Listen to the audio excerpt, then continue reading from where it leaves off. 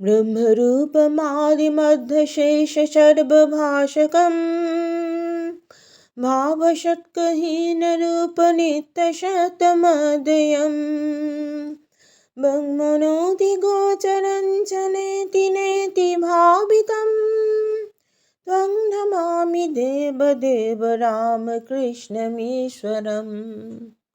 নমস্কার, আমার এই চ্যানেলে আপনাদের সকলকে স্বাগত। ঠাকুর শ্রী শ্রী রামকৃষ্ণ পরমহংসদেব, শ্রী শ্রী মা এবং স্বামী বিবেকানন্দকে আমার সশ্রদ্ধ প্রণাম জানিয়ে শ্রীমকথিত রামকৃষ্ণ কথামৃত থেকে পরবর্তী অংশ পাঠ করে শোনাচ্ছি। জ্ঞানী ও ভক্তের গূঢ় রহস্য।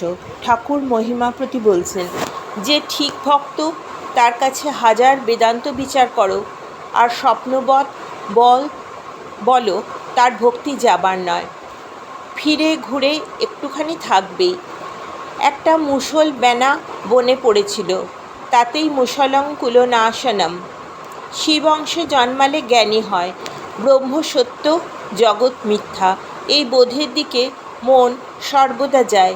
বিষ্ণু অংশে জন্মালে প্রেম ভক্তি হয়, সে প্রেম ভক্তি যাবার নয়।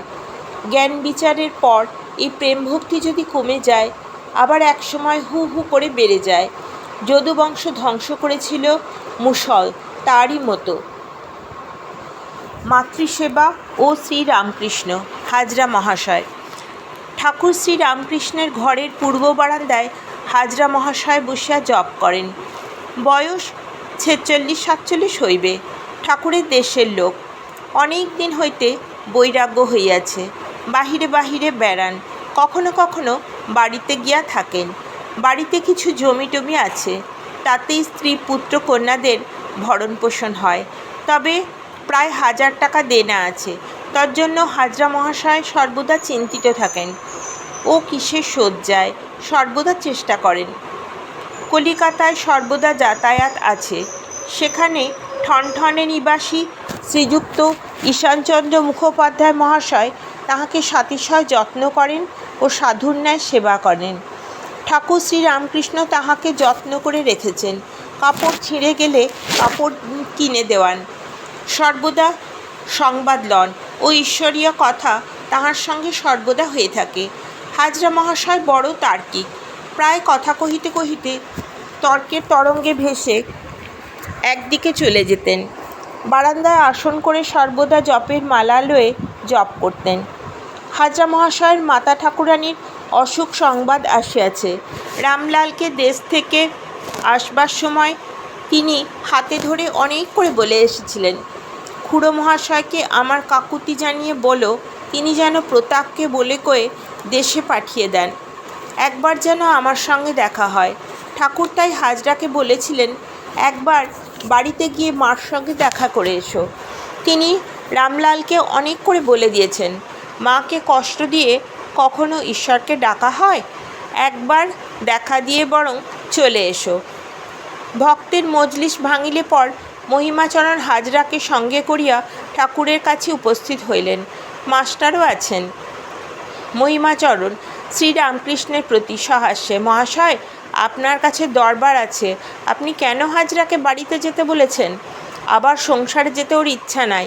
শ্রীরামকৃষ্ণ, ওর মা রামলালের কাছে অনেক দুঃখ করেছে, তাই বললুম 3 দিনের জন্য না হয় যাও, একবার গিয়ে দেখা দিয়ে এসো। মাকে কষ্ট দিয়ে কি ঈশ্বর সাধনা হয়? আমি বৃন্দাবনে রয়ে যাচ্ছিলাম, তখন মাকে মনে পড়ল। ভাবলুম মা যে কাঁদবে, তখন আবার সেজবাবুর সঙ্গে এখানে চলে এলুম। আর সংসারে যেতে জ্ঞানীর কী ভয়? মহিমাচরণ সহাস্যে, মহাশয়, জ্ঞান হলে তো? শ্রীরামকৃষ্ণ সহাস্যে, হাজরার সবই হয়েছে, একটু সংসারে মন আছে, ছেলেরা রয়েছে, কিছু টাকা ধার রয়েছে, মামির সব অসুখ সেরে গেছে, একটু কসুর আছে। সকলের হাস্য। মহিমা, কোথায় জ্ঞান হয়েছে মহাশয়? শ্রীরামকৃষ্ণ হাসিয়া, না গো, তুমি জানো না, সবাই বলে হাজরা একটি লোক, রাসমণি ঠাকুর বাড়িতে আছে, হাজরারই নাম করে, এখানকার নাম কেউ করে? সকলের হাস্য। হাজরা, আমি নিরুপম, আপনি নিরুপম, আপনার উপমা নাই, তাই কেউ আপনাকে বুঝতে পারে না। শ্রীরামকৃষ্ণ: তবে এই নিরুপমের সঙ্গে কোনো কাজ হয় না, তা এখানকার নাম কেউ করবে কেন? মহিমা: মহাশয়, ও কি জানে? আপনি যেরূপ উপদেশ দেবেন ও তাই করবে। শ্রীরামকৃষ্ণ: কেন? তুমি ওকে বরং জিজ্ঞাসা করো, ও আমায় বলেছে। তোমার সঙ্গে আমার লেনা দেনা নাই। মহিমা ভারী তর্ক করে। শ্রীরামকৃষ্ণ: ও মাঝে মাঝে আমায় আবার শিক্ষা দেয়। সকলের হাস্য। তর্ক যখন করে হয়তো আমি গালাগালি দিয়ে বসলুম, তর্কের পর মশারির ভিতর হয়তো শুয়েছি, আবার কি বলেছি মনে করে বেরিয়ে এসে হাজরাকে প্রণাম করে যাই, তবে হয়। আজকের পাঠ এই পর্যন্তই। আপনারা সকলে ধৈর্য ধরে এতক্ষণ আমার এই পবিত্র পাঠ শুনলেন, সেজন্য আপনাদের সকলকে ধন্যবাদ। ঠাকুর শ্রী শ্রী রামকৃষ্ণ পরমহংসদেবকে আবার আমার ভক্তিপূর্ণ প্রণাম জানাই।